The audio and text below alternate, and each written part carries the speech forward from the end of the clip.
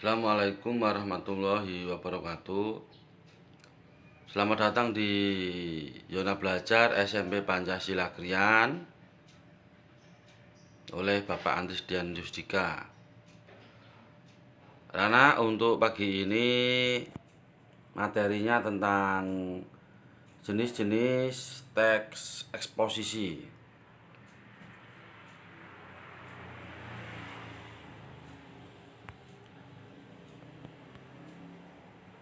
Untuk teks eksposisi terbagi dari beberapa jenis.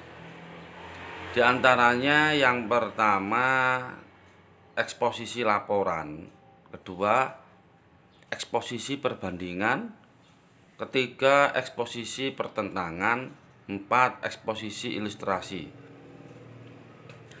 Untuk jenis teks eksposisi ini satu persatu akan saya jelaskan. Berikut penjelasannya.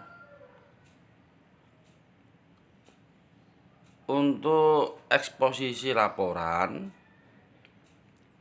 itu penjelasannya teks yang mengemukakan laporan dari sebuah berita. Contoh, misalkan laporan berita kecelakaan yang ada di sekitar. Misalkan laporan kecelakaan itu korban-korbannya apa, bagaimana, alasannya kok bisa terjadi kecelakaan, apakah alasannya. Selanjutnya berita politik.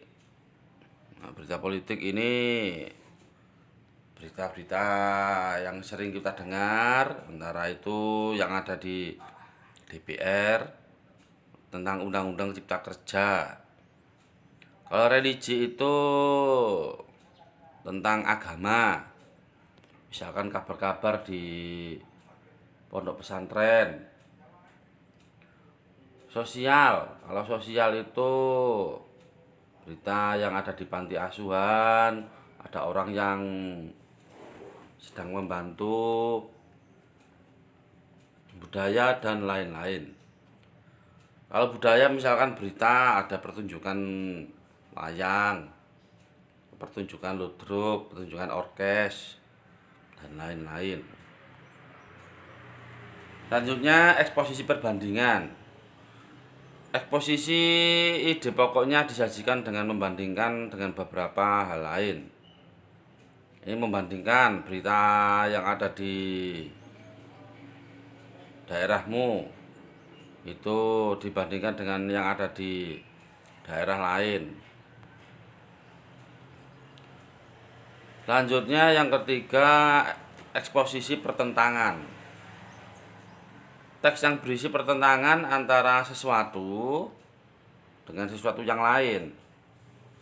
Ini contohnya ada frasa penghubung, antara lain ada kata akan, tetapi, meskipun begitu, dan sebaliknya. Frasa penghubung berada di tengah. Misalkan contoh,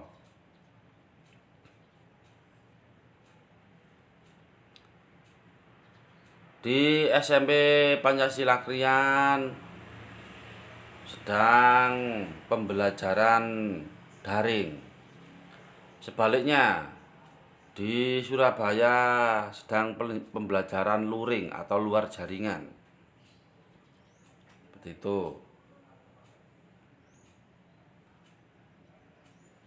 Misalkan ada kata tetapi. Contohnya misalkan, meskipun sedang terdampak pandemi COVID-19, tetapi siswa tetap belajar di rumah dengan semangat, misalkan. Seperti itu contohnya. Dan terakhir, eksposisi ilustrasi. Teks eksposisi ini berusaha memberikan gambaran terhadap topik atau tema. Tema yang ada menambahkan hal lain yang memiliki kemiripan dalam hal tertentu. Contoh misalkan berita COVID-19 yang ada di dalam negeri dibandingkan dengan yang ada di luar negeri. Seperti itu. Selesai. Itu saja anak-anak yang dapat saya sampaikan untuk hari ini. Untuk tugas akan saya share di grup Google Classroom. Terima kasih. Wassalamualaikum warahmatullahi wabarakatuh.